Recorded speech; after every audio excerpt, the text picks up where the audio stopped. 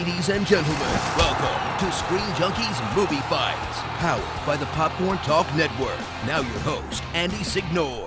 Greetings, Screen Junkies. This is an epic day. I'm so excited to be here. I have no idea what's going to happen. This is Movie Fights, and this is a championship battle on the line today, so get excited. We have some amazing topics. Spider-Man is finally, officially in the Marvel Cinematic Universe. Woo. We've touched on this, but now it's official. We're going to bring that up. We have Best Comedy Sequel. We have Worst Film to Watch with a date in honor of Valentine's Day. So many fun things, and obviously at the end, as you know, you'll get a tease to this week's Honest Trailer at the very last battle. And if you don't like any of the battles, don't forget that on the bottom right corner it says pick your fight. You can zoom ahead to a different battle, and that way if you're bored you find something else. I would be remiss not to mention our wonderful home here, Popcorn Talk Network. I want to thank them so much for keeping us here. Big thanks to Maria Menudos, Kevin Undergo, and the entire Schmoes Know crew. Please go check out Popcorn Talk on YouTube, youtube.com/popcorn talk. So many fun shows, channels, etc. And the Schmoes Know crew, we have Alicia Malone from there. We love them to death, so please go support them as always. And obviously, we're also on iTunes if you're watching on YouTube, so please go subscribe to us there.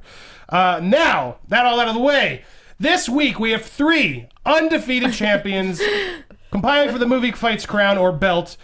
So this is just really epic, so we're going to set this up even more dramatically. Ready?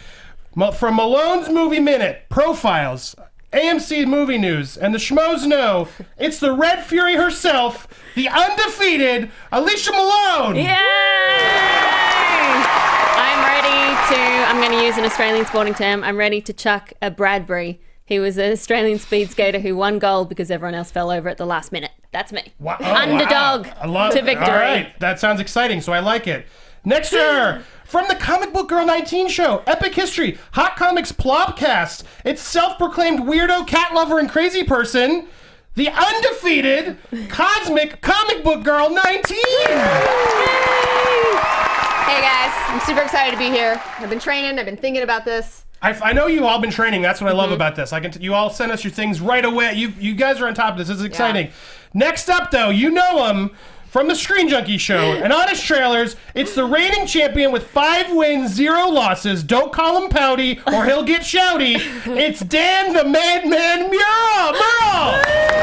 I know I will not have this forever, but I promise you, the next person to hold it earns it, because our time is now, because the champ is here!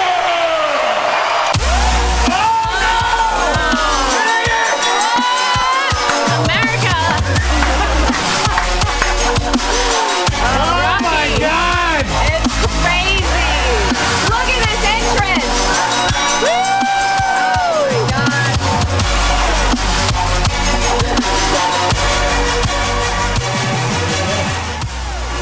Dan, Merle, what do we have here? Take it Show off. it to that center camera.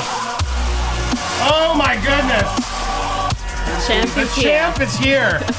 Now, Mr. Merle, I have to make this official. Is the belt on the line? Oh, yeah. Do you mind passing that baby over here? Because it's up for grabs. Oh my goodness. Everyone get a gander. Oh wow. This Nice. belt is officially on the line, guys. On the line, It's a thing of baby. beauty. This is no joke today. This is a massive, important fight. I'm going to politely put this down. On the ground? Wow, that was an entrance. I hope so, because I can't hear anything, so for me, I just walked into the room. So I we hope heard it was that. impressive. That was John Cena's epic champion speech. Wow, that is a way to start it. Yes, and thank you to Nick Mundy for this shirt, by the way. Are you guys feeling threatened at all now? A little bit. You look quite scary in that. Wow, we have a special fact checker for us today. You know him, the writer of Honest Trailers and Honest Game Trailers. It's Spencer Gilbert. Yeah, honored to sit in the Dan cam. With very little power comes very little responsibility. Hey. We'll try that. Let's see how you do. Don't fail us. All right, now rules. We will declare a winner this week. The winner will take home the belt. So be aware, I'm keeping my own score based on facts, passion, and creativity. Okay. It's not about what I like, it's about who makes the best argument. So make sure you're not just defending your choice, you're knocking the other choices down. Everybody's clear, right? Any questions? Mm-mm. In the great words of our old favorite Ken Watanabe, Let them fight. Oh, throwback. round 1. All right, it's been rumored for months. We all know this. But unless you've been living on Mars, you know Sony and Marvel finally combined forces and are ready to bring Spider-Man into the MCU. Super exciting news, obviously, for Marvel fans, Spidey fans, Avenger fans, everybody's fans. We've dabbled in this topic a lot, so we wanted to get something more specific, and since we have the best of the best here, we amped it up a little bit. For Fight 1, I want you to pitch us your dream Marvel Sony solo Spider-Man film.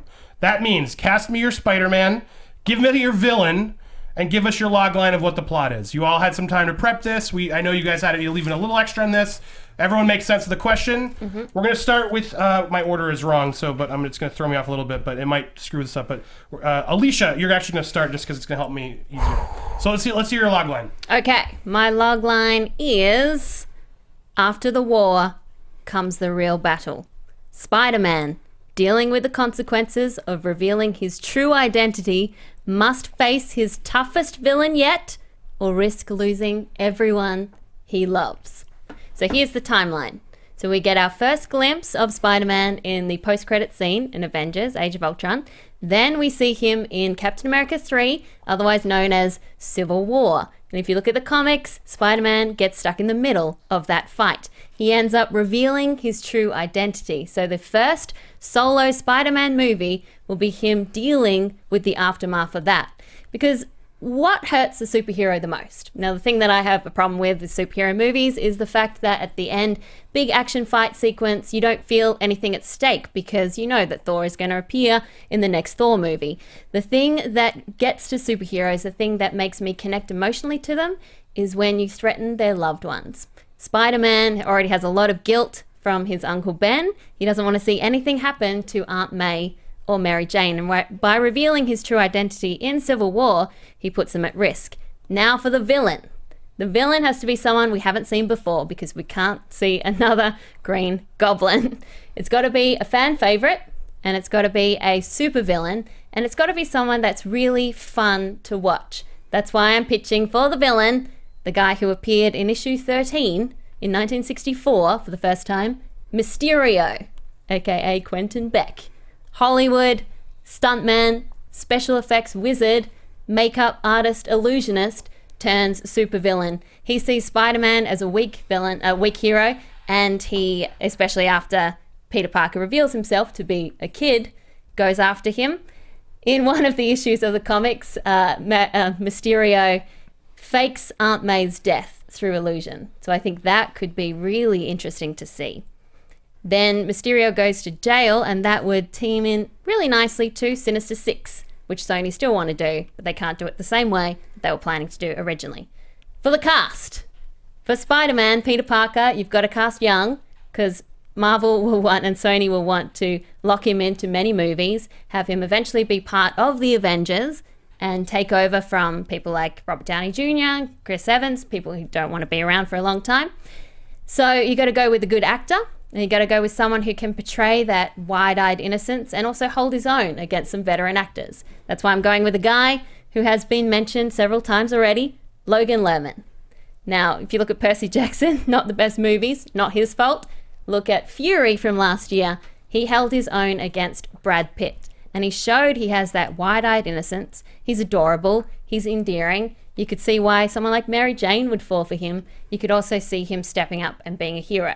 And for the villain, I'm casting a guy that deserves a big chance after seeing him in The Guest, where he showed he has sociopathic tendencies, Dan Stevens. He's also shown he's got the charm, Downton Abbey. He's also shown he's got the range, Walk Among the Tombstones, and I think he needs a big shot. So there you go. Wow. Boom. I was followed that beautifully. That was a great pitch. All right, you guys have a tough battle. I mean, we're starting strong. 19, let's hear yours. Okay, well, I believe my pitch kind of ups the ante, to be honest. Okay, so I'm going to start with my log line. Miles Morales struggles balancing his life as a teenager, his life as Spider-Man, and his life as a fledgling Avenger. Family secrets draw him into the middle of a conflict between two villains that will lead Miles to discover the truth about his origins. So, just like Alicia, I want to have a sneak peek of Spider-Man at the end of the Avengers 2, at the very, very end. Don't we all? And you don't see who he is. You just see Spider-Man, and like he sees the Avengers, or they see him, something. Then you go into Captain America 2, Civil War, but when Peter takes off his mask, boom, he's Miles Morales and not Peter Parker, which would be an added, like, holy crap, that's not what people would be expecting. I honestly believe, and I want to see Miles Morales instead of Peter Parker because, A, that would differentiate the MCU Spider-Man from the Sony Spider-Man, like, completely and irrevocably. It would add much needed diversity to the Avengers team. And not only that, it's just I am personally tired of Peter Parker's story. I've seen it. We all know it. I don't know Miles Morales' whole story. I don't know his deal. I know that he's different than Peter Parker, and I'm excited to learn about a new Spider-Man that I don't know anything about. Who's your villain? My villain would be, it starts off, you think it's going to be the Prowler, but it turns out to be Scorpion. But the Prowler, you find out, is Miles Morales' uncle, and all that, so you have that going in, and like, the Prowler, like, gets in trouble with Scorpion because he's kind of shady dude, right? And so Miles gets caught in between this, and then he finds out that the Prowler, who stole some tech from Oscorp, had a spider in his bag, came out, bit Miles when he was a kid. Miles kept his secrets under wraps for years and years and years until later on he decides to become Spider-Man. So he never knew kind of where it came from or what the deal was, so we'd find out about that. And then he'd have to defeat Scorpion, who's like a Mexican crime lord situation. And for the casting, I would say a complete unknown for Spider-Man. Just complete unknown. I know so many dudes out there that would just kill to be Spider-Man. Like, there's just so many actors and dancers and like so many people that could just do. Raising his hand. I would just love to see someone who's like, I don't necessarily want to be an actor. Like, I just want to do Spider-Man right. Because like, there's so many people out there that would have that. And I would just love to see like a total unknown get to just One kill question, it. is Peter Parker in your unit? Did he die in your unit? Because refresh me on the Miles Morales story, but doesn't he take over for Peter Parker? So do you have did that happen already in your world? Okay, so I was thinking about that, and I just felt like it was going to be too complicated to have Peter in there as well. So in my thing, there's no Peter Parker. It's just Miles Morales. Got it. Okay. Dan, wow. All right. Those are two great choices. I got a lot ahead of me. Okay, so my Spider-Man movie opens in a bank. There's a bank robbery in progress. The guy has the teller at gunpoint. Spidey comes up behind him, bam, knocks him out. The teller says, "Oh, thank you, Spider-Man." The next thing you see, boom, webbing goes over the mouth. Spider-Man says, "All right, now about that money." Boom, you go to credits. Spider-Man robs a bank. That's the opening of your movie. You come back in the offices of something that has been sorely missing from the latest Spider-Man movies, the Daily Bugle, and J. Jonah Jameson, played again by J.K. Simmons. No one else can play that part but J.K. Simmons. Spider-Man's a menace! We are keeping Peter Parker in this version of Spider-Man, and it starts with Peter Parker trying to figure out why Spider-Man is running around causing a crime spree in the city. Now, we know from Civil War that Marvel is going to take a turn where the public is going to be skeptical of superheroes because of the destruction that they cause. So somebody is out there capitalizing on that, trying to ruin Spider-Man's name. And we reveal that that person is the villain from Amazing Spider-Man #1. I'm talking about the Chameleon. He's a great classic Spider-Man villain that's never been in a movie before, and it kind of solves one of the problems, which is that we don't want to see another origin story. Everybody knows what the origins of Spider-Man are. We can zoom through that in the opening credits like they did with Incredible Hulk. You know, that's done. But the Chameleon has a history of using characters from Spider-Man's past to manipulate him psychologically. So he can disguise himself as Uncle Ben. He can disguise himself as Peter's parents, and that's a way of bringing those characters into the movie without having to tell that story over and over again. So the movie is a story about Spider-Man trying to reclaim his name, fighting against one of his biggest villains, the Chameleon, and ultimately, reclaiming his throne as New York's top street-level crime fighter. And the tagline of the movie is, "How do you fight the enemy when the enemy is you?" Oh. Good tag. And who's your Spider-Man? My Spider-Man is Ansel Elgort. Ansel's so hot right now. He's so hot right now. I think that he, the two names that are kind of being thrown around are Logan Lerman and the Maze Runner. I think that Ansel Elgort is a little bit better of of an actor. I think that he showed that in Fault in Our Stars, and even in stuff like Divergent, which wasn't great, he was still good in it. I think that he's the right age for the part. And I know that people are kind of clamoring for Miles Morales right now, and I think that Marvel will absolutely bring Miles Morales in, but they're building these series for longevity. So I think that Marvel's going to tell the stories that they want to tell with Peter Parker, and then maybe 7 years down the line, we're going to see our Miles Morales movies. Wow. Why couldn't we do it the opposite, though, where you start with Miles Morales now, and then you have Peter Parker come in from an alternate universe in the You MCU? have to tell at some another point. origin story if you're going to explain Miles to the public who don't know about him. But we that's don't what want the to see solo another Spider-Man origin story. movie is essentially about. You already see him as Spider-Man, and then you find out about his origins versus doing his origins, and then he becomes Spider-Man, because that is so boring. Oh, I just think, like, as a comic fan, as a huge fan of Spider-Man myself, it's not that I don't want to see Miles Morales, but I've been waiting so long for Marvel's take on the classic Peter Parker Spider-Man mythology that I don't mind seeing more Peter Parker if Marvel's in charge of it, because I kind of feel like it'd be like if the Fantastic Four finally came under Marvel's control. Yeah. It's like, I do want to see this character now that I know that it's under the right creative direction. And they have to get this guy right. They can't take any risks at all. So they're going to play it safe, and they're going to stick with Peter Parker for now, and then hopefully later, because we do need diversity in the Avengers lineup. Well, it's such a bummer, because like Captain Marvel, women's movies being pushed And back, Black and Black Panther. Panther, and it's like, I mean, I can see some people having problems with that, because it's just like Being pushed for another white character. yeah, and it's it's like and that's another thing too. It's like, well, never mind. I don't want to talk about Miss Marvel. I'll get all freaked out. So, anyways, but yeah, I don't know. I'm just ready for something different, and I know that maybe a lot of people are maybe want to see more Peter, but I don't know. I think we should just like give somebody else a chance, man. Like, it's a new story. It's a new story. Are you? She makes a good point. So it sounds to me though, both of you are not focusing on the origin at all. No. for Peter No, Parker. no. Because he's going to appear as It feels like Spider-Man. you're bringing new stories in each of your takes. Yeah, he's going to appear as Spider-Man in Civil War, already formed Spider-Man, and then it's where he goes next. That's interesting, Dan. Where does I feel like I get where you both sort of start him in Civil? You both give me your teases of where he came from. Yeah. Where does he come from in your world, Dan? Was he in He Civil still War? he still appears in Civil War because we know that he will be there.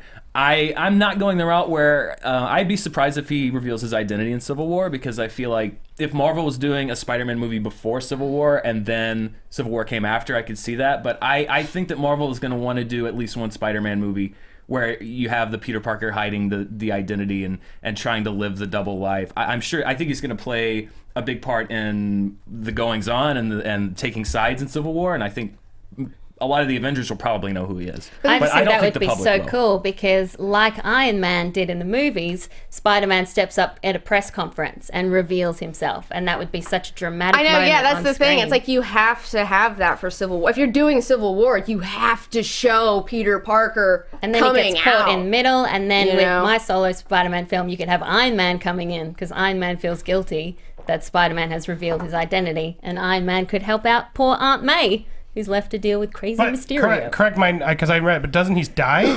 Doesn't Spider-Man die in the comic Civil War? Not he? in No, that. that's Captain America. Oh, okay. But he gets beaten up, and bad things happen to things him happen to in a lot Civil of War. people. I've After read a he while ago. reveals Yeah. his identity. I think Civil War is going to be. I think it's. I just feel like the Civil War is going to be much more thematic as far as keeping in tone with the comics than actual beat by beat staying faithful to it, because I think that Well, yeah, it's kind of a there's a lot of cluster. finality Yeah, to a lot of that stuff. yeah. I mean, Civil War isn't the best written situation, so I mean, I wouldn't mind if they do some different things with it. But just that, the Peter Parker reveal is like the biggest moment, and you have to have that if you're going to put him in a Civil War. But I think the reason that it was such a big moment was because it was coming at the end of such a long time of Spider-Man hiding his identity, whereas this Spider-Man has never done that. So I think it would be kind of an anticlimax if the first thing you see the new Spider-Man do is reveal who he is, I think because it'd be great to you're have- losing a lot of the storytelling that comes before have the that. young guy be a pawn in these two older guys' worlds, and he gets played, and then he steps up, and then he has to deal with what comes next himself. Wow, this is tough. We could go all day, and I love this, but I got to call a winner. And I think it's you sort of pulled it for me there in the end, because I think what you said sort of debunked, sadly, the other two, where I feel like you do sort of want to establish this new Spider-Man before we do that big reveal, because I think what you just said totally connects with me and it was a great argument that you had that history of him prior, and so if this is a new history, you need to establish a little bit for that moment to be effective. And it's clear they're not going to do the exact same storyline of Civil War in this movie. I mean, you could still do that play later, maybe in Infinity War or something, so it still feels effective. But out of those arguments, you pulled it out the end. Mr. Merle gets the first point. Wow. This is going to be tough. I can already tell in advance I'm going to get a lot of hate in the comments. Did you have any fact-checking? Sorry. No, factually it's clean. I'm just really looking forward to that Spider-Man versus the Chameleon final battle. Woo! It could be anybody. What a climax. Bop. Hey, I got you. You're over there to fact check. Spencer's mixing it up. Under the skin. All right, round 2. Keeping in line the discussion of taking the Marvel characters and bringing them home to Marvel's cinematic universe, Morton Garberg, a.k.a. Teddy QQ, on Twitter asks, which X-Men character do we want to see in the MCU? We just took Wolverine out of the equation just because I feel like that's the easy answer. Yeah. Right. Besides Wolverine, which X-Men character do we want in the MCU? And this time we were starting with you, 19. Hands down, definitely Magneto. Okay, you have to have Magneto because, okay, first of all, you already have Quicksilver and Scarlet Witch in the MCU. They're getting ready to debut, and he's their dad in the comics, so it would make sense to have him come through. And once you have Magneto there, that's just like the perfect through line to hopefully one day have the X-Men in the Marvel Universe. Like, it would just be so great. And Magneto is such a great, flawed torture character. I mean, he fits right into the MCU. It'd be great to see somebody who's more of a villain, you know, come from the MCU and do some cool stuff. And just, I don't know, I just love Magneto. I want to see Magneto. He's just always messing everybody's stuff up. He's always like causing problems, causing tension, causing conflicts. And the thing is he's never really wrong. I mean, it's gotten to the point in the comics where people spray paint Magneto was right, you know? I mean, he's just such an interesting character. No, and Marvel could use more good villains. That's a good point. Dan, you're up next. Marvel could use more good villains, and that's why my choice is Wade Wilson, a.k.a. Deadpool.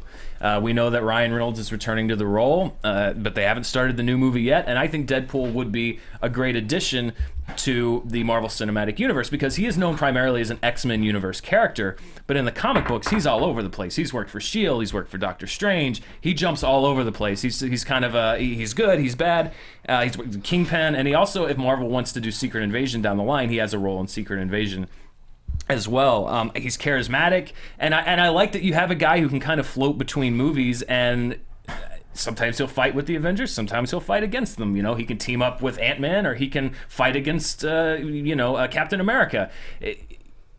Charismatic villains are what I agree is what the Marvel Cinematic Universe is missing. You have these guys that are kind of bland, Malekith and Ronan, and all of them kind of all blend together into this one kind of one and done vengeful villain. And I think that Deadpool could be a character that could float around and kind of pop up in movie to movie, almost like the villain version of Nick Fury.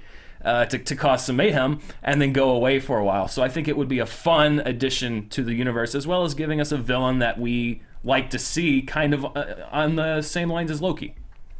Great. Alicia. All right, well, the reason why Spider-Man fans are so excited that Spider-Man is going back to the MCU is because he'll finally get justice, right? You'll finally get the character that the fans want to see. When you think about the X-Men movies, which character has had the most injustice, has been shortchanged the most? Cyclops. I don't read comic books. I watched the movies and I thought, that guy is a wuss. Then my X-Men loving fans told me how great he was, that he was the first X-Men, he appeared in the first comic, that he is actually the perfect archetypal American hero, and he takes over from Professor X. In the movies, he's not that way. He is relegated to a bit part. He is a sidekick to Wolverine. Wolverine is the star. And a lot of fans want to see their Cyclops done well and done properly, and he can be a really interesting character.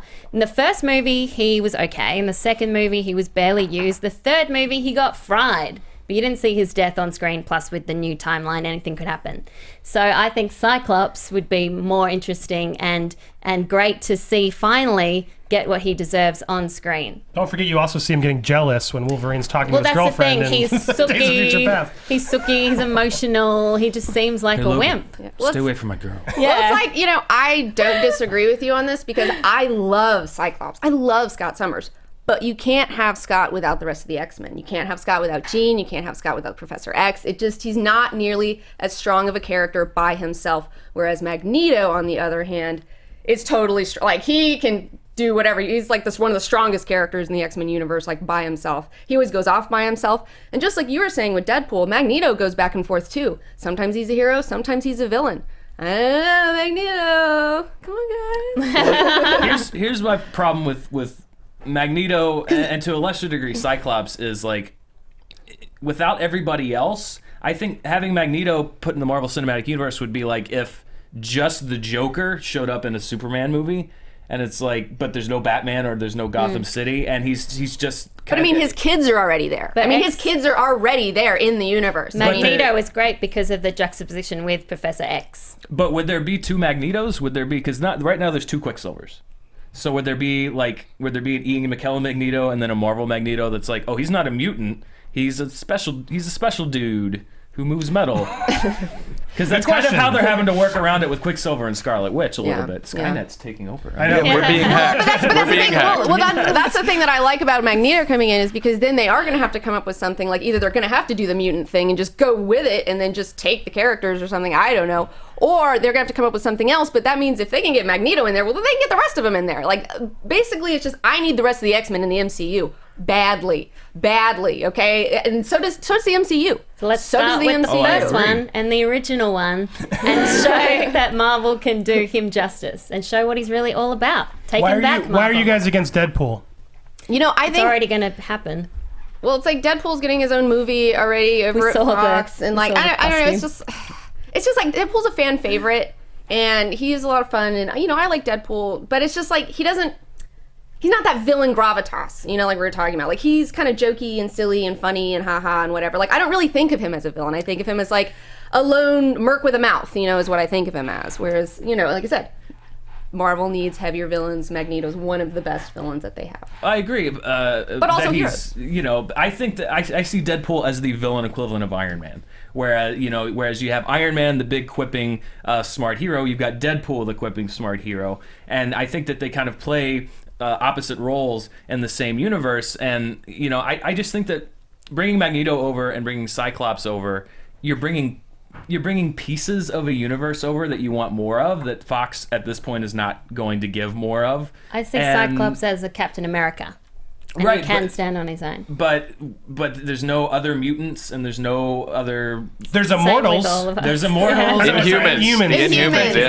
Inhumans. And there's the weird special kids, Quicksilver, that aren't mutants. I don't know. It just feels a little like you're taking a chunk of something out and not the whole. And it would just be weird to see these parts of a teams in the Marvel Cinematic Universe without the rest of them. And I think Deadpool lends himself more to bringing that character over because he does kind of jump around and he can interact and has interacted in so many different universes and with so many different characters. I think Deadpool's going to happen. Deadpool will be fine. Cyclops, however, and Magneto. He's been ruined.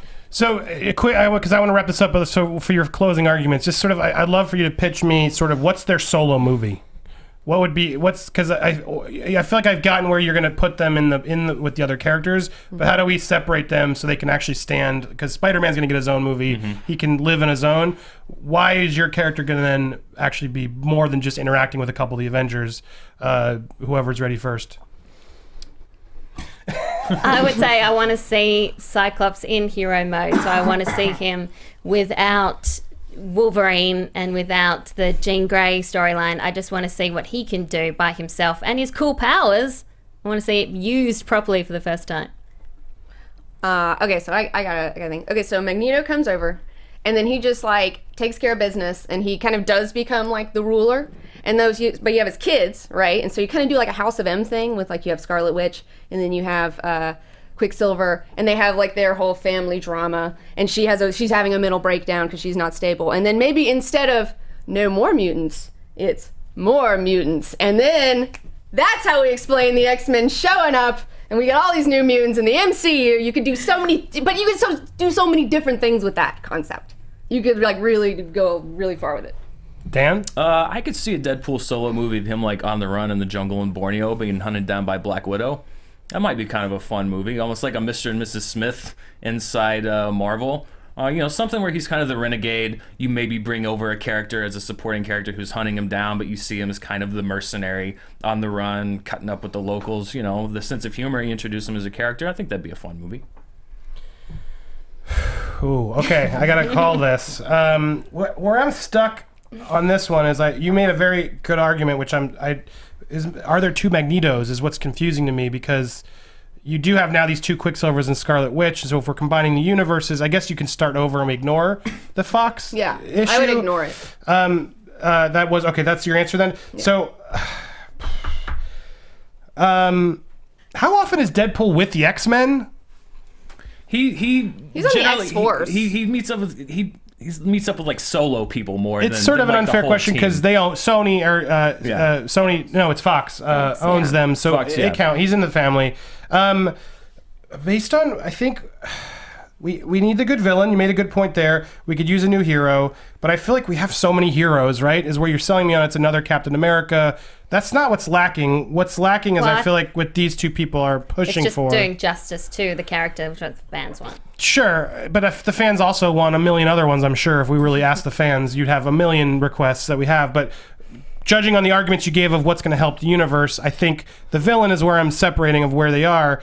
It's a tough call because you're saying you can go sort of both forward and backwards. Yeah. Where you're saying he's going to. Where you lost me a little bit is it wasn't so specific on Magneto, but you're really just your love of I want all the X-Men there. I can't hide it. Okay, so it's tough. While it's very close, ultimately, then if I gotta go for the villain argument, I think I'm leaning more towards Deadpool just because Deadpool's not a villain, for God's sake. Everyone loves him. Everyone loves him. But he fights both sides. He does fight both sides, no? Kind of. I mean, yeah, I guess. I don't know. He's not really tied down to either hero or villain, no? Is that not Well, yeah, fair? he's neutral. He's not really a villain is the thing. He's neutral. Like, I mean, he's kind of But he can be a bad guy, is what I'm defining that by. Is that unfair of me to He's definitely an antagonist. He's an antagonist, Fact but checker? I wouldn't say he's a wild card. Guy. Anti-hero? He's an antagonist or a wild card. I wouldn't say he's a bad guy. Anti-hero like Wolverine? Did you say? Anti-hero, definitely. We took Wolverine out, but he's the closest to Wolverine, which I think is what everyone, the fans want. Even though I have a personal want of the X-Men, I just feel like Magneto could totally just do so much like craziness in the MCU. It would just bring a whole new level, and it would like everything they're setting up now. If you just brought Magneto into it, he would just ruin everybody's plans, and it would just be chaos. Chaos. No, but it's strange. But that's what the music's You're saying chaos too. No, I'm saying a character that would inject some fun into it. And I'm saying something that makes sense. I'm saying that Magneto. Where would Magneto fit in this slate of movies? What would he do? Why would he be there? Let me direct it. Where's I'll make Professor it happen. X? Well, no, you got to tell me right now, quickly.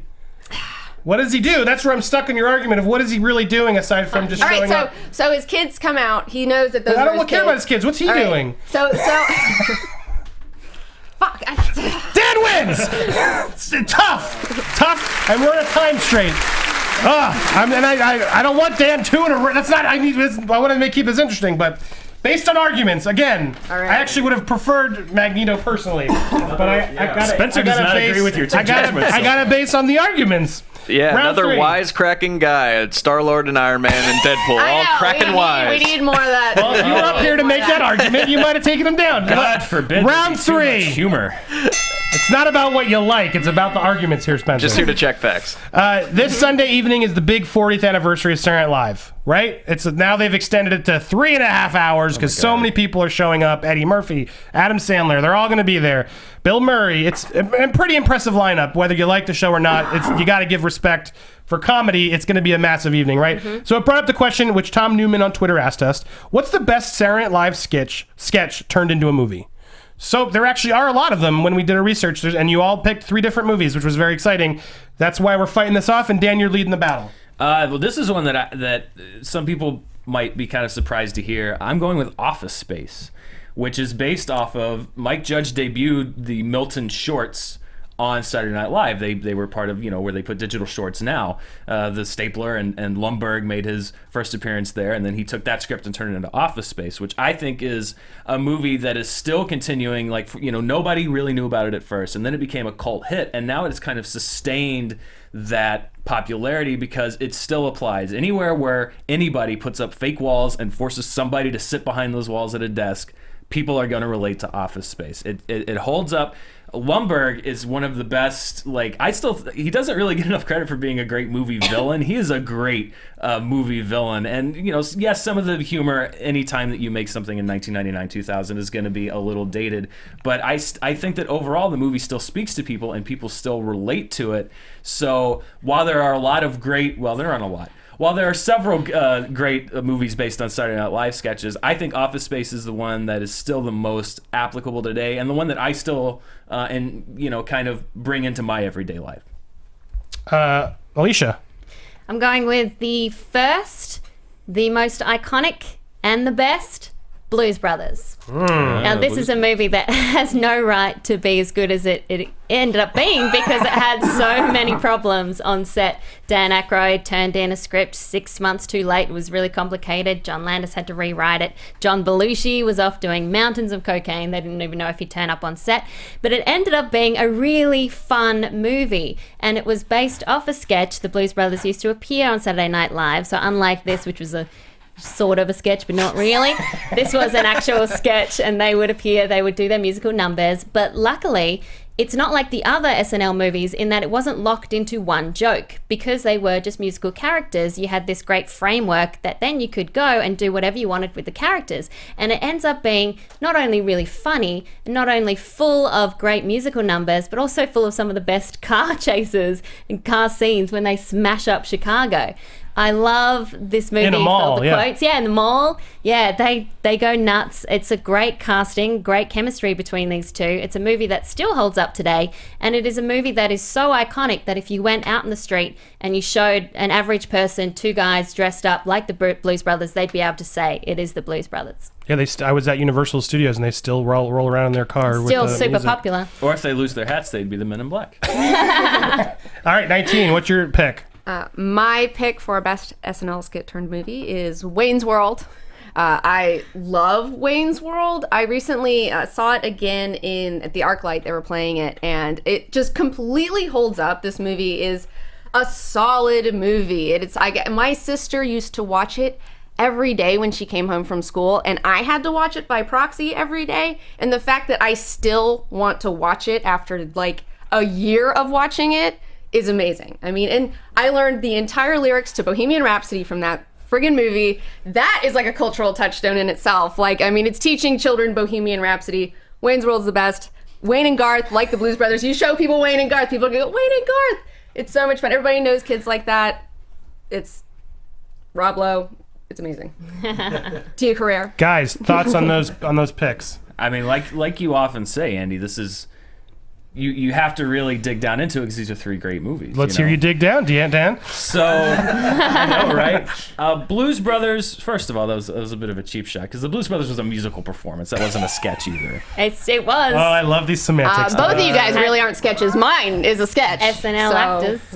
But I would say that with Office Space, I think that Blues Brothers and Wayne's World are two movies that were great and that people enjoy. I think that Office Space is a movie that people experience and take into, and they see themselves on screen and go like, I know what that feels like. I know what that is. I live that every day, or my wife lives that every day. All you have to do with anybody that works in an office, you want to get them to laugh, is just stop by their cubicle at 9 o'clock and go like, looks like somebody's got a case of the Mondays, and they'll start laughing, or you just, you can impersonate, like, listen, I'm going to need you to come in a little early.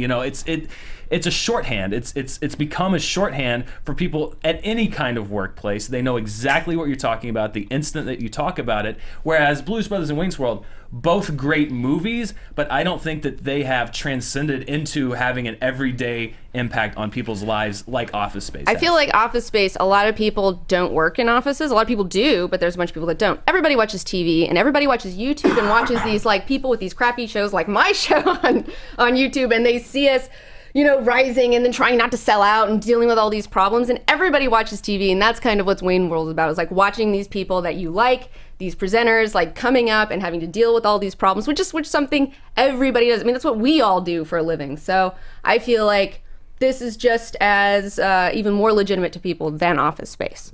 When I go to the movies, I don't want to watch myself at work. I want to have fun. I want to have a great escapist time.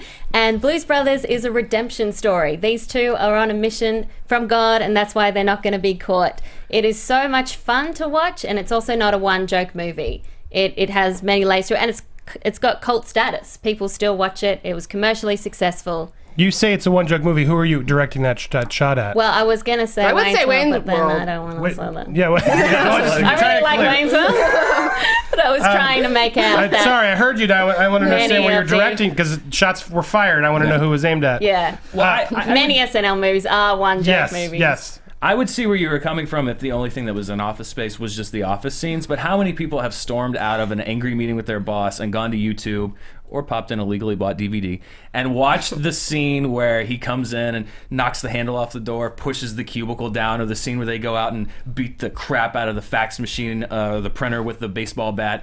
Like, that's the thing. It's like, it's almost like the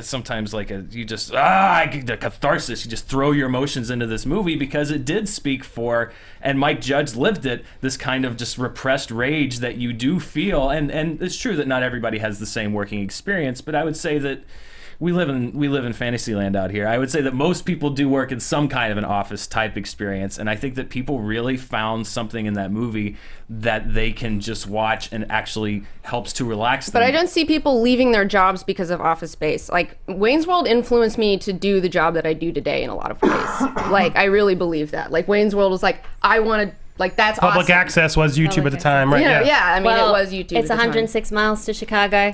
We have a full tank of gas, half a pack of cigarettes. Well, you're all making really dark, good. and we're wearing sunglasses. Well, and the You're- thing, my main thing is just like I can watch mine over and over and over again. Maybe that's a personal thing, but like I can't watch the Blues Brothers. Like I can't just can. throw on the Blues Brothers. It's You know, fun. you can't put it on the background. Your when you're doing your rewatchability, thing and your rewatchability argument is strong. I want one more closing argument from it, but here's my question: based on off the sketch, what made the best movie based off the sketch? Is what I'd love for each of you, because I think you all have. There's a different reason why I can see in my head, but I'd love to hear your reasons of why taking a sketch is a hard thing to do into a movie, right? Yeah. What are those things? Did you any thoughts or your? If this influences you either way, Milton, the Office Space sketch, showed up on Liquid Television first, MTV's Liquid TV, and it was later picked up by SNL. The first episode, 3 subsequent episodes were written for SNL and debuted. He asked They were ahead. ordered by It was Liquid approved. TV. It was on Saturday Night Live. It's approved, but it was just a Milton. He was just- the only. It it was was just Milton on the Milton cartoon, and- right? and So tell me. Lemberg. So tell me how the translation from sketch to movie was, and then I'll. Well, because for your closing. the cheap way to do it would have been to make Milton, and it's just like my stapler for an hour and a half. And what he did was he took the germ of these two characters, the office weirdo and the boss, coming by like, I'm gonna need you to move your desk back a little bit further, and he injected the rest of his life experience into that and grew an entire movie out of it. So instead of making the simple "it's Pat" movie with Milton, he actually took a germ of an idea and expanded it into a really entertaining story that people still connect to. John Landis took a great recurring sketch on Saturday Night Live, the musical numbers that the Blues Brothers used to do, starring 2 of some of the best SNL players ever, Dan Aykroyd, John Belushi, and made it into a really complete movie with these great fleshed out characters. And for that to happen, I think that's why it's the best SNL skit to movie, because the movie itself is so great, and it's one that everyone can watch, whether you're in for comedy, action, or just fun musical numbers. I would say that Wayne's World is brilliant because you see Wayne's World as a skit on the show constantly, where you see them taping their show, right? And in this movie, they take that concept and you finally get to hang out with them outside of their show and see what their lives are like, see what their home looks like, drive with them around in Milwaukee. They're such fun, lovable, amazing characters that everybody just really responded to. It was just much beloved of everyone. And it's just so good to see that grown into such an amazing, perfect little tiny universe world that I want to go live in. All right, so this is hard, but what you to me, your argument of the complete. Sorry, I can't even read my own note. But you took the germ of the story. I guess I would challenge an Office Space as a complete movie. I don't know. The best parts are sort of those relatable office moments versus the entire plot. And then when you also said it was a complete movie, it is a wonderful movie, but it's kind of an incoherent, all over the place. sort of musical numbers and they go in a story. There's not really a story, but when you made a point of it, I feel like they did create a maximum universe in Wayne's World from sketch to movie, which then I think the other two didn't have as clearly. There's the office cubicles, but that said, 19 gets the point for Wayne's World. Good work. It's a great movie. That was a tough one. By the way, Magneto would be on asteroid M, and then he would come down, and he's just been chilling up there. I just figured that sounds fun. Also, we're past. I blew it. Andy blows goats. I have proof. You should have had the thing ready. I know, right? I don't have cards. Round 4. All right, it's Valentine's Day. It was Valentine's Day yesterday, right? Tomorrow. Because we tape this, and it's airing on Sunday. It's yesterday. Everyone had a good Valentine's Day, right? Right. Great. Yay. In honor of Valentine's Day, Dick Fundy on Twitter asked us, Who has a name like that? what's the worst first date movie? Worst first date movie. Okay. Thanks, Nick. And we're going to start with you, Alicia. Okay, the movie which made me never want to get married or be in a relationship, the movie that I was so glad that I wasn't on a date on, the movie that you shouldn't go on a first date or a 10th date or a 20th date or any date or see it when you're married, Blue Valentine. Oh, yeah. This is a heartbreaking, soul-destroying movie because it is so real and raw, beautifully played by Ryan Gosling and Michelle Williams, who spent time living together to create this sense of history. And you feel it when you watch the movie. You feel like you're watching a real relationship. It starts out and they hate each other, they resent each other, trying to make it work, but it's not working. Flashes back to happier times. So you can see how they could work. They had great chemistry. And then there's that awful, terrible sex scene in that flashy motel, which just rings so true. He's trying to do something nice for her. She does not want him to touch her, but she is holding back. This is the kind of movie that stays with you for a long time. I saw it by myself, like I said, and I couldn't speak to anyone for a while afterwards because I was processing it. So can you imagine taking someone on a first date? You think, this could be a good Valentine's Day movie. Blue Valentine. Ryan Gosling, he's pretty hot. Michelle Williams, I like her. And then you go in and you have your soul crushed and you're sitting next to this person and you're thinking, I never want to be in a relationship again. I never want to have sex again. This is not going anywhere. And we should just go home, call it quits now. See you later. Wow. Very strong first out the gate. Love that. 19. Okay. So my story kind of comes from personal experience. So I personally am a big horror fan, and I watch the craziest horror stuff. And there was a French new wave horror film that came out called Martyrs, and it is a very intense film. It is one of the most intense films. In fact, I think they just cast it and they're remaking it for the United States. But I mean, it's not torture porn, but like if you're not familiar, give us some specific, because I haven't actually heard of or seen this movie. Okay. This movie, it starts off with like this crazy, this girl who, when she was a kid, she escapes from this torture thing, right? And she's trying to find the people who did this to her. She finally finds them, and she's all messed up from it too. And like she finally finds them and like finds this family that she thinks did this, kills all of them brutally with a shotgun. Her friend comes to try to stop her, but then ends up trying to help her. But then her friend's demons get loose and like starts cutting herself and her back open and stuff. And then the girl's like, oh my God, you killed these people and you're crazy. But then she finds out later that there is the torture thing under the house, and she goes under there and then she gets caught. And then she's tortured subsequently for like half the movie, like brutally, until the point that she's skinned alive. So not fun torture. Like beat up, like, I mean, there's no sexual violence in it, but I mean, it is very violent. She is skinned alive to where she eventually like sees God and can relate to them, like the people who are doing this, like what she saw, because that's their whole experiment, is like trapping people and trying to get them to the breaking point of whatever. So a guy that I was starting to hang out with, I'm watching this movie. He comes in, sits down, and is like, what is wrong with you? Why are you watching this? You disgust me. Like, this film is horrible. You're a terrible person for watching this. And he just did you agree with him, though? No, I don't at all. But did you agree in the selection that it was a bad choice, is what I meant by that question. Yeah, I mean, he wasn't ready for it. It's one of those things where it's like only the 1% of the 1% is probably going to enjoy this movie and get like what it's about and understand it and appreciate it. So yeah, Martyrs was a terrible choice. Sounds intense. Dan, what's your choice? Ooh. Something as heavy? No. When I was trying to figure out what movie I wanted to do, I looked at a lot of, the kind of things like Blue Valentine or Fatal Attraction or Gone Girl, but then I sat back and thought about, like, actually, what would I not want to have to live up to on a first date? And so I chose another Ryan Gosling vehicle. I chose The Notebook as the worst movie to see on a first date, and I'll tell you why. Unless you're Ryan Gosling, you will never be as attractive as Ryan Gosling. You will never take your girlfriend on a rowboat to a swan-covered lake. You will never restore by hand the house that you first made love in. That will never happen. You will never live up to that. That movie's going to be over. Depends on the guy, Dan. No, it doesn't. For yourself. No one will ever do all of those things. And to top it all off, even if you are that guy, that movie tells you, it doesn't matter. You're just going to forget each other and die anyway. You know what? But you're still probably going to get laid. Yeah. You watch that movie. You're not gonna get laid.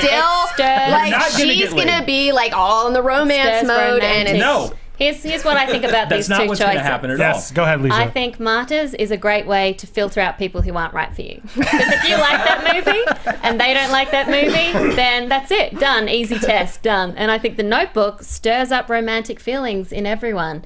I do not like romantic movies, and I was crying in The Notebook, and I really wanted to be But you have want to be someone held. next to Yeah. me. Right, and have hold someone. me. You didn't need Ryan Gosling at that point, Yeah, right? yeah. Yeah. Because I want someone before I forget them and die. Even a bald white man. During I gotta say, we could keep this one going, but I think there's a clear winner in my head because I think you just succinctly Really? knocked the other two out. I don't get a rebuttal. Well, we could, but that movie is soul crushing. Where yours is it's aspirational. She just said it. Well, if you've seen Blue my movie, Valentine, they'll think you're it's a Ryan. sicko. It's Ryan Gosling. They're trying, and it's just a destruction of the relationship. And I've seen all these films. There's no way. This one does a choice, which I think is right. You know what you're getting into, but imagine seeing The Notebook and it completely destroys the relationship. But she said you're going to walk away where I think, as she said, half the girls are still going to have sex with you. Yeah. No girl's going to have sex with you at the end of this one. Alicia wins. Okay. Yay, I won one. Judge's decision. we got to keep it going. I knew there was that. It was too strong to even keep it going. Okay, round 5. Speaking of holidays. It's President's Day tomorrow. Oh, boy. Oh, wow. Advanced holidays I need to remember. My favorite holiday of the year. We're hitting all these holidays. This brought up a question since it's President's Day tomorrow. Hampus on Twitter asked us, which movie character should be president? So any movie character, fictional, who would actually make a great president? And 19, we're starting with you. I'm so glad this question came up. We almost did it last time I was here, and I had a great answer, and I still do. Jean-Luc Picard. Oh my gosh. I love Jean-Luc Picard. Like in my childhood, was like the most stable adult available. You know, like that guy is like a rock. Like he deals with all these crazy asshole aliens all the time, like the Ferengis, and he like beats them every single time. But he compromises. That's the thing. He doesn't just use violence ever. He always figures it out with his brain, how to diplomatically deal with the situation. He knows how to have a great crew. He knows what to do to like keep that crew happy. And he is just legit one of the coolest, smartest, most level-headed, centered people ever. That's true about him. Dan. Love Jean-Luc Picard. He'd make a great Secretary of State. Would not make a good president just based on the fact that he has no idea what an economy is, because there's no money in the future. And he would get rid of it and make everyone's life better. Exactly. I've chosen a character who is played by an actor who's played the president before, Ellis Boyd Redding from The Shawshank Redemption, because I think he has the skill set to be a good president. First of all, you want to talk economy. He ran a prison economy, and if you can run a prison economy effectively, you can run the U.S. economy effectively. Secondly, diplomacy. We can send Jean-Luc Picard in to do, the niceties. Oh, hello, would you like some tea? Oh, okay. But when the people are intractable, when Putin's like, get out of here, Jean-Luc Picard, we need somebody who can go in to sit in Vladimir Putin's office and say, like, listen, I'm tired of your shit. Either launch your nukes or don't. Stamp your forms because you're wasting my damn time. So, and that's the U.S. foreign policy, because Putin's not going to do it. The Borg is more threatening than Putin. In my when it came opinion, down to but stay in prison for the rest of his life or get paroled, Morgan Freeman, Red Redding, kept it real, and you know what? He got out, because that's what happens when push comes to shove. The guy with the bigger whatever in the room. is the one that gets it done. And then he's also a genuine guy. I mean, he made a mistake when he was young. Every candidate, if you go into an election cycle, has made a mistake when he was young. He admitted it, he works through it, and he's loyal. He's a loyal friend. He'll be loyal to our allies. And, you know, if you just want to bring the intangibles into it, he is played by Morgan Freeman, who previously, as president, guided the world, really, through a really terrible comet impact crisis. So, all right, wow. Those are two really strong. Alicia, you're up. I don't know about you. I don't know if I want a convict running the country. Just put an Australian on board if you want that. Reformed convict. The world is a scary place. A lot of terrorists about, a lot of terrorist groups. ISIS, terrifying. You were mentioning Russia. Yes. Really terrifying. We need a leader who can show some force.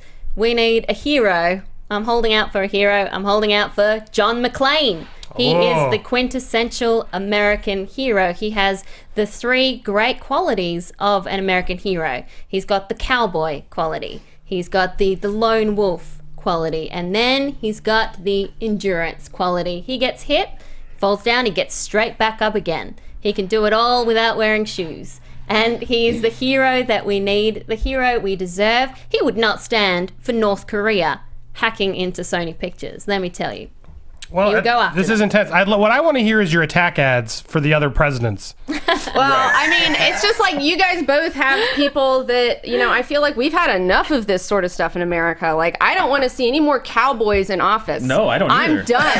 Like, I want somebody want who is someone smarter, good. who's forward thinking, who's from like the 23rd century. I need Jean-Luc Picard, man. I mean, he has seen the future. He knows how good it can be, and he can see where we are now and figure it out because he's also a historian. He's very well versed in history. He's dealt with 21st century people before. He knows all about it, and he's helped them transition, you know, in an episode. So I don't know. Wait, is this a time traveling Jean-Luc Picard? Well, I'm just Like, saying, does he's he have president. foreknowledge of the future events? Jean-Luc Picard, he's here. He's our president now. I'd say Responses? that Red.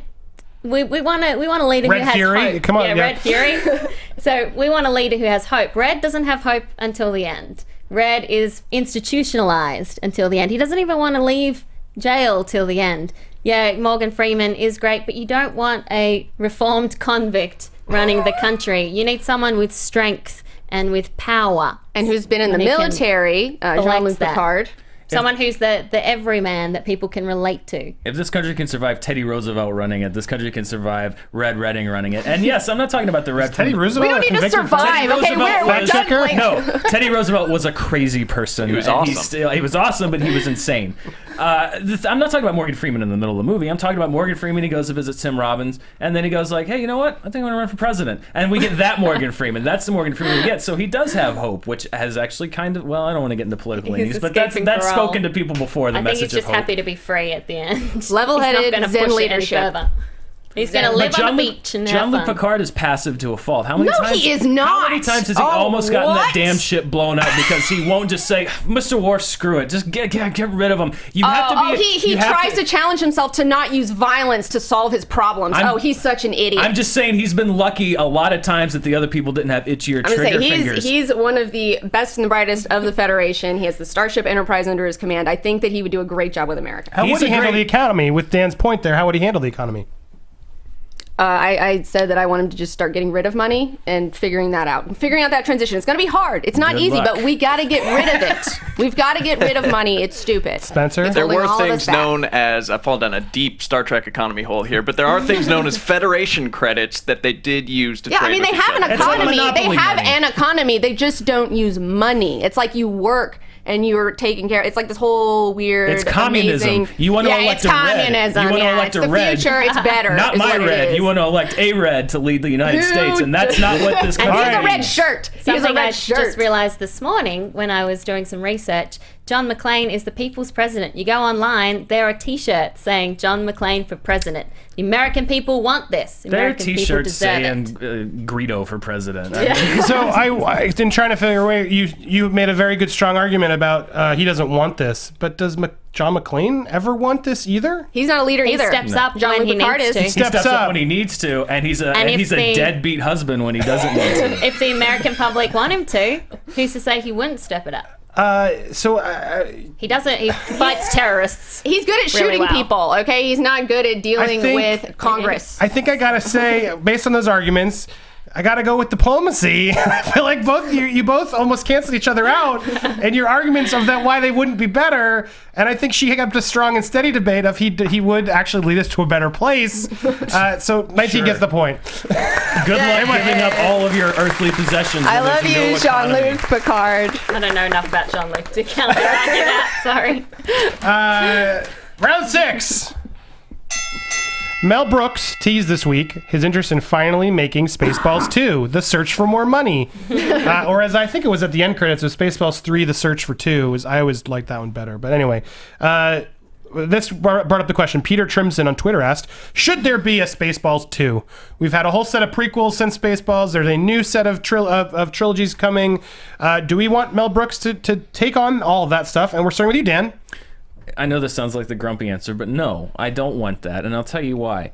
When this whole thing came up, I read the interview with Mel Brooks, or I think it was a transcript from the podcast that he was on, and he didn't say, oh, I got a great idea for Spaceballs 2, or, oh, I've got a really cool concept that I'm excited about. What he said was, if I did another Spaceballs movie and it came out a couple of months or right after Star Wars, I'd have a really great opening weekend. That's what he said. He didn't say I have a great idea. And the next thing that came out of his mouth is like, I still got Daphne Zuniga.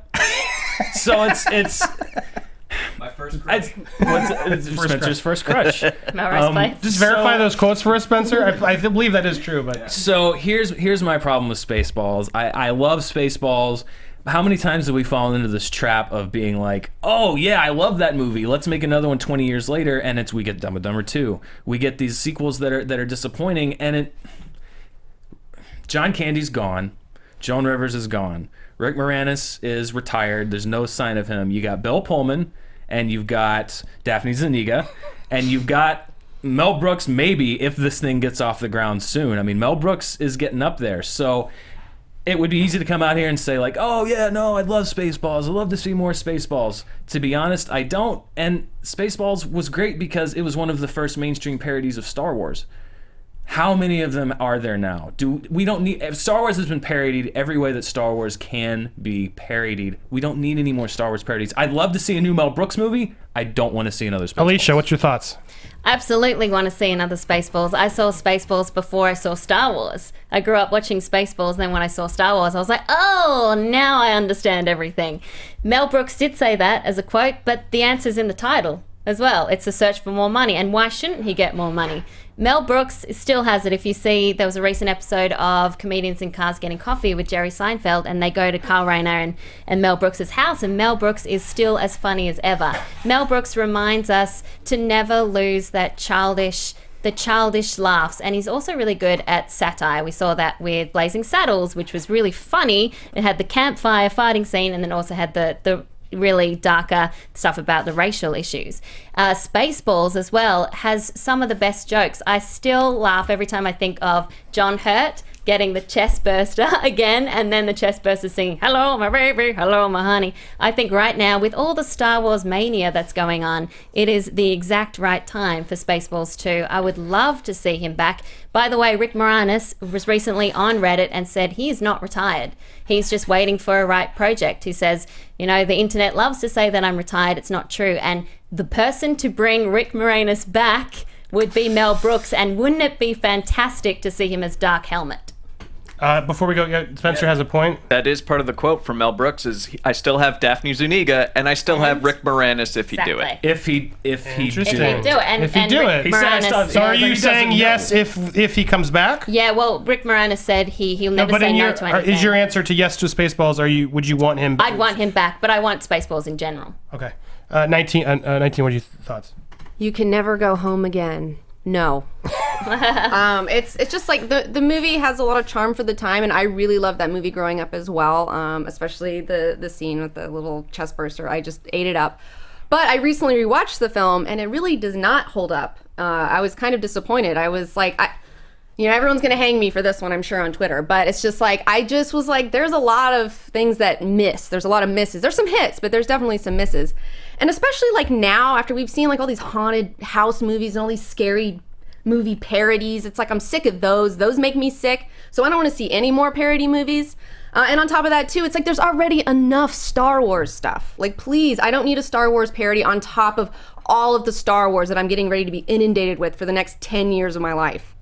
Mel Brooks sits apart from any other director who tries to do parodies these days. He's not in the same league. But he's well also above the older, same though. I mean, league. he's not in his prime got it. either, Well, though. I mean, but Mel Brooks doesn't do parodies these days. Mel Brooks hasn't done anything in a long time, and you sold me on Mel Brooks, and you don't, even though you don't need me to. I agree. Mel Brooks is a great comic mind, but But I don't know if his comic mind also translates to today either. Right. It's still should he go does. back to this movie Spaceballs, and I just think that I just don't think there's any need to revisit it because it did what it did effectively at the time, and there's just so many other people competing, and I don't know, like I said, how many more, like 19 said too, we have basically essentially pretty close to the same argument. How many more Star Wars parodies do you need, especially when there's going to be a part of you, even if Rick Moranis does come back, 2 of the 5 main cast members are still not going to be there, and if you replace them, it's going to be weird. If they're not there, it's going to be weird. It just seems unnecessary to kind of revive something, much like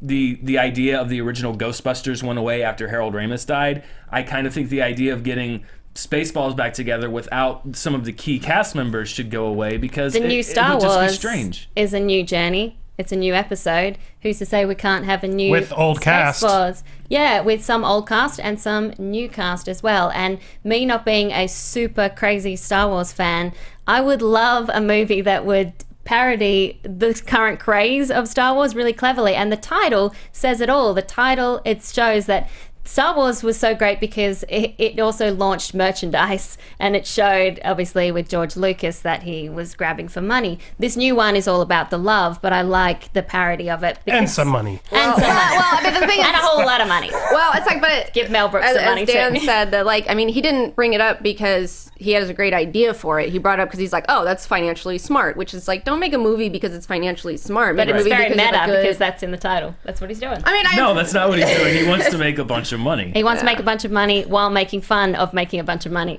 I like it. I like it too, honestly. But what I liked more is why don't we want to see Mel Brooks and Rick Moranis back? If it's good, it's great. I'm If it's saying I not, don't it's wanna a slight see fail, them. right? And I also Slight think, fail? Did you see Dumb and Dumber 2? That was not a slight fail, my but if it friends. worked, would you have liked that movie? we can't. But Who the knows thing if is- it's good or but bad? the Liked thing the is, movie, it didn't yes. work because they did exactly what they did back then.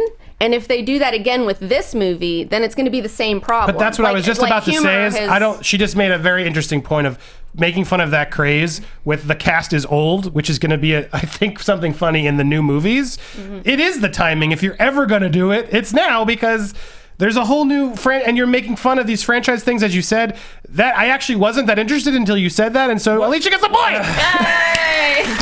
What if Mark Hamill and What if he shows up in this movie, which he No, could? I'm saying, what if Mark Hamill and Sing Carrie Kingsman. Fisher had died in between now and then? Would you be excited about seeing just Han But Solo? they didn't. Luke and Leia in Spaceballs are alive. Yeah. I don't want to see Chewbacca is dead. I don't Chewbacca wanna and see- C-3PO are dead. Yeah, how depressing is that? I mean, yes, it's depressing, but I think you create the new cast, as she says, and it could be an interesting tale. All right, wow. It's a tie game. 2-2-2. So this round's going to decide who goes in, and we're going to have a tiebreaker to see who joins them. So this is intense. It's still It's intense. anybody's game. I see some nerves coming from Dan Merle over there. I've been nervous this whole time. Round 7. This is our tie into our honest trailer. Speaking of dumb sequels, we have a comedy that should probably not have gotten a sequel. Is our honest trailer this week, which prompts David M. Baker 95 on Twitter asked a related question. We're going to go the other way. What's the best comedy sequel? It's rare, but they exist. And I'm not talking a part 3, a part 4, part 5, a Christmas Vacation. No. What's the best part 2, which you all picked? And we're going to start with you, Alicia. What's the best part deux? I think you mean, right? Hot Shots part deux. Because when you're doing comedy sequels, and the reason why so many of them fail is because you have to give the audience more of what they loved about the first, because that's why they're back for the second. But you can't do exactly the same thing as the first. We saw that with Hangover 2, and that is why that movie failed. And you have to up the ante when it comes to the gags.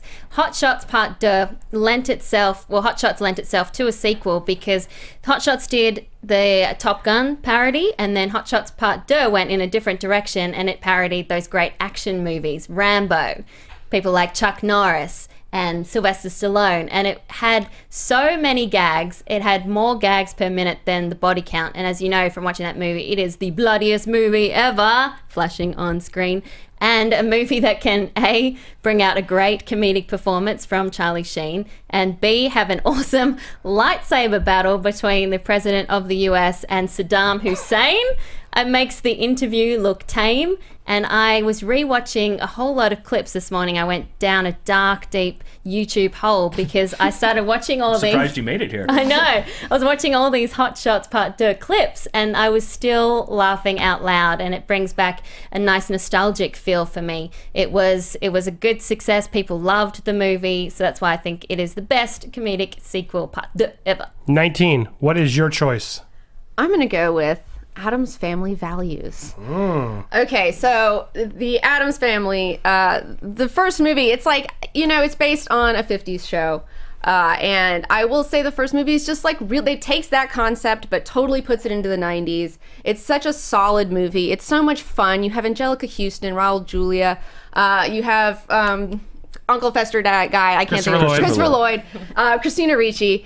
And they set up this really great world that's really solid and a lot of fun. Then you have Addams Family Values that comes out that really builds upon that world, expands it out even more. And it's still a standalone film. You can watch it by itself and have a great time. They're both super solid movies. It's a super solid franchise. And like Alicia was saying, it's just like, I just love seeing them take Wednesday and they like establish her. And then they take her into Wednesday and Pugsley into that messed up crazy children's camp thing, and then her like cracking, and then like her little nebbish boyfriend was hilarious. Joan Cusack coming in, and like she fits right in the family even though she's causing tension for the family, but she does really ultimately belong with them. It's just such a solid, perfect like second hit that it didn't do the same thing that the first one did, but they gave you more of what it was, more of this family, but expanded it. You had the new baby. And this is fantastic. I watched it the other day. Again, it's like I just rewatched it. It's super like held up for me. Holds up better than Spaceballs. Yes. Interesting. All right, Dan. Alicia, I actually agree with your rationale for what makes a good sequel, and that it gives you more of what you want. You get the characters. It kind of brings you into a new world. And I don't think that any comedy sequel did that better. In addition to outdoing the original, I think, than Bill and Ted's Bogus Journey. I just rewatched it last night. It still holds up. I'd probably been 2 or 3 years since I'd seen it, but I wish that I could have been in the executive's office when they came in and pitched Bill and Ted's Bogus Journey, because I imagine that the executives said, okay, here's what we're thinking for Bill and Ted 2.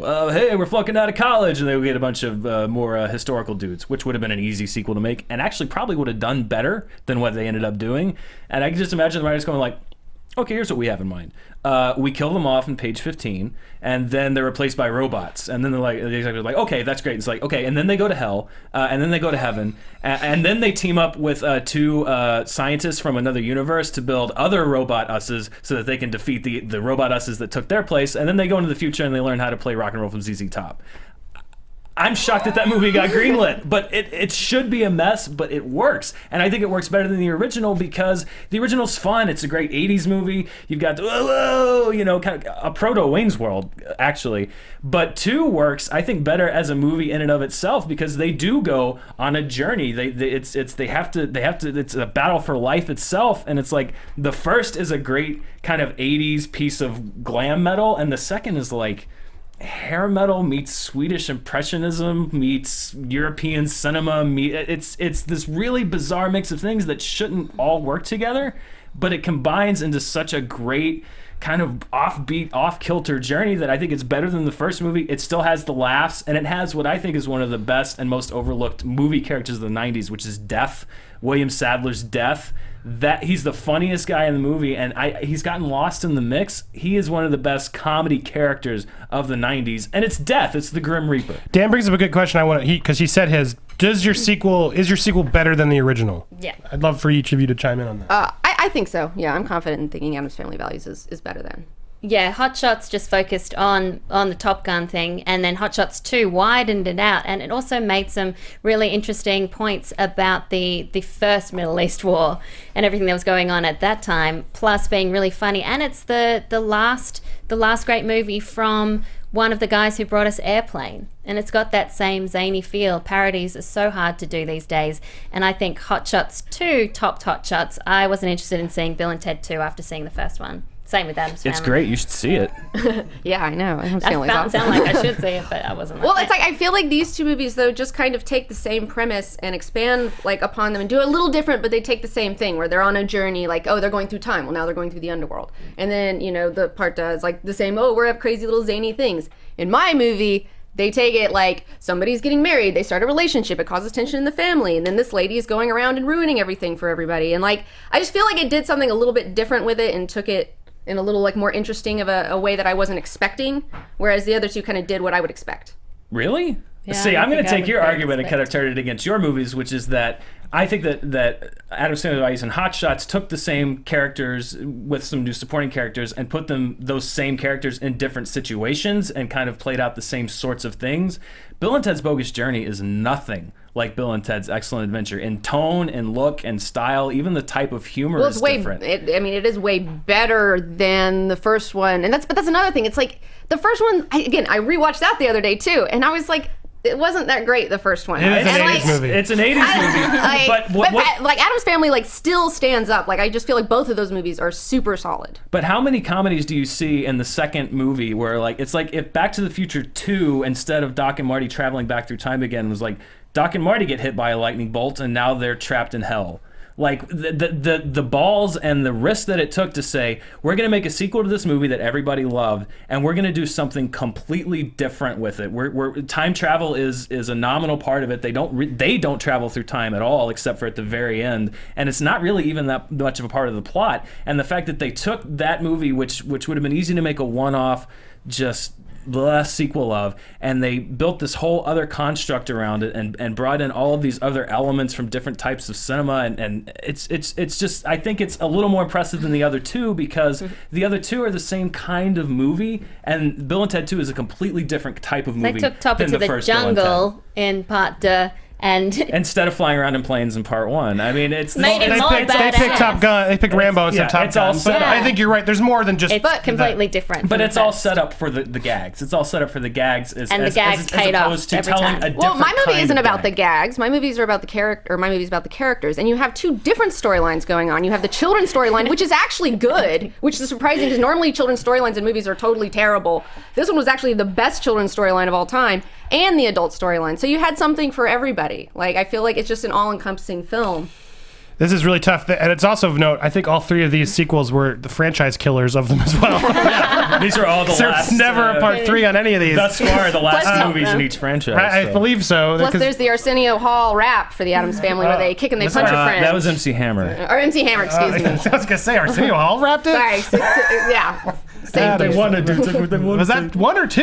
I thought that was 1. The Adams Groove. It could have been either one, actually. It's Uh-oh, you But can't they- even tell them apart. I think that was MC Hammer's last they hit, kick and though. they punch a friend, though, is the best line ever. Is that from 1 or 2?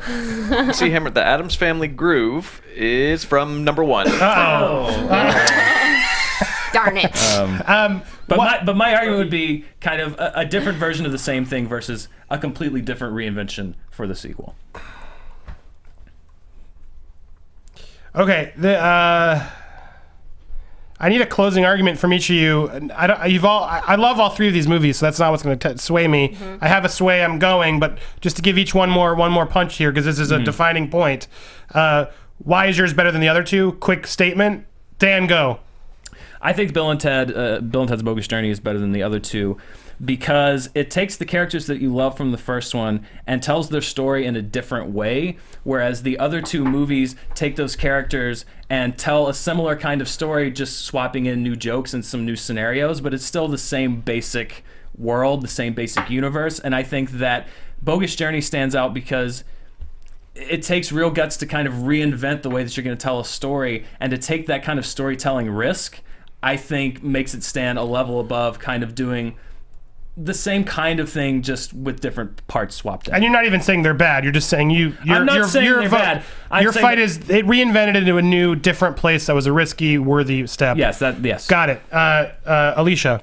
Well, my fight is both of these movies. The first one weren't that interesting, so I didn't even bother to see the second. Hot Shots got me in, and then I was it upped the ante with Hot Shots Part 2, and it was a different thing. Plus, it goes back to my argument of it gives the audience the same things that they love, but then upping it to a whole new level, and that's exactly what they did. They were really smart, because at the end of Hot Shots you're thinking, okay, there's no way you could take this character and do the same thing again. They took him into a different world, and as someone who grew up with those 80s action stars and those ridiculous movies like Rambo, I had so much fun watching it. I have such great memories still of watching Hot Shots Part 2, and every time I watch it now I get a different level, because now I'm older, I understand It still holds. It is some funny. of the adult jokes. 19. Final thought. Okay, so Addams Family Values didn't need to reinvent itself because it was already super solid to begin with. I feel like this movie appeals to a lot more people. I feel like the Hot Shots Part 2 is very like of its times, and it doesn't really hold up as much now because it's about issues of the time. So it's like, you don't really want to watch that now. And with his situation, it's just like you have also kind of its time. It's very like Valley Boys instead of Valley Girls, which is like a thing of the time. Whereas like now it's like everybody can deal with weirdos and goths. Like everybody has like weirdos that they know of, and it's so much fun to be inside that world. And it also teaches people a lesson about like, hey, weirdos are cool too, and they're just trying to get along. So, I don't know. I feel like Addams Family is solid. It has the kids storyline, it has the adult storyline. They took these characters, they grew them even more, and they made me love them even more. I'm going to do something, so you're not all going to like me for this one, but I'm going to give 2 points. Uh-oh. And it's going to be who goes to the final. And it's going to be sort of a technicality that's what knocks them out, and I apologize in advance, but the only thing I can base this on is you couldn't tell where the song came from in the movie, which to me combines them a little too similar, whereas I feel like you both made a very strong point, which is up the ante, which I 100% agree Hot Shots is funnier and faster, and they took a weird choice that is so unlikely that and won. I gotta give you 2 points. I apologize. It was so close. I've been on a losing streak lately. I expected It was so this. close, but rather than force this hard debate between, I had found the technicality. I'm going to take you both to the finals. We're just going to go there. I apologize, but wow, that was epic. Congrats! Please help me here as we do this, and please come back. This is just the beginning of your reign here. I hope. I was scared. Well, if we had the best movie vehicle argument. Save it. We will have it back. Wow. Okay. I'm gonna watch Bill and Ted 2 now. You sold This is it. intense. Hey, she's gonna watch Spencer, Bill and any Ted thoughts? 2. I've won. That's our vote already. Addams Family Values is the only one that was critically received better than the original. It's true, and I actually love that film better than the first one, but it is, sadly, in the arguments I heard, we made the decision. Check Metacritic. We're moving forward. No, Bill and Ted, Bogus Journey to Death was not as critical. If it had come out earlier, I think it would have done. It was just a bad time. Yes, The movie was a mess. It was a mess at the time. Fun though. All right, Spencer, we're jumping into our all speed of my round. arguments, don't you? So you guys are tied. You both got the point. It's 3-3. Spencer, you're helping me keep 3-3. track. We are rushing into our speed round. Wow, please, if I need help, I may see your opinion, whether it sways or not. Again, just so we all know how this works, 5 points here are up for grabs. It's about being fast, quick answers with short follow-ups.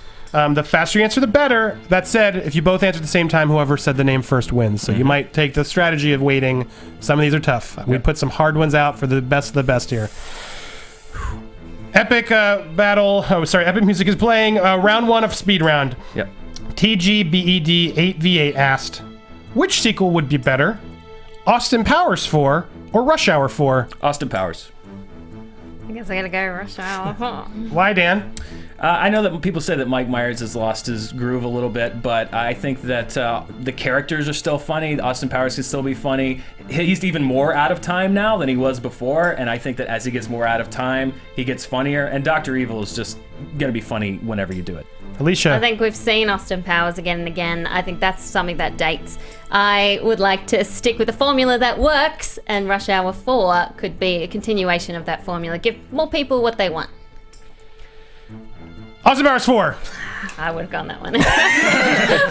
Come on, Chris Tucker. I can't Where is he? argue that. I think that you sold me on the time has passed. There's something fun about bringing them back. I feel like we're seeing Rush Hour all the time. Yeah. Good job. Number 2, Soil 1 fan asked, who wins in a fight? Darth Vader or Batman? Batman. Yeah, they're so fast with these things. Darth Vader? Vader. Why Batman? Darth Vader's relying entirely on technology. If there's anything that Batman knows how to do, it's disable technology. He builds technology. He's the Dark Knight. He's the detective. He's going to find a way to disable Darth Vader. Darth Vader has his lightsaber. Without that, he's a guy with an asthma problem. Wow. Batman is just a man. Darth Vader is one of the ultimate villains of all time. He is a formidable force, and he's someone who could take down Batman. Batman without his suit is just a guy. Oof, I don't know if I can accept he's just a guy. He is Batman. Batman wins! Come on. That was close, but Batman wins. That was close. I'm gonna be faster with my answer. And yes, the Force would have helped you win that. Actually, it's a very good point. When she said Force, I was like, the Force. She didn't hit that in that. If you'd done that, you could have swayed me maybe. Damn it. All right, number 3. You got to win all 3 of these. It's happened before. So Trisha came back, but then actually you beat her, so actually it didn't happen. Number 3. These 2 movies are playing on cable. Which should we watch?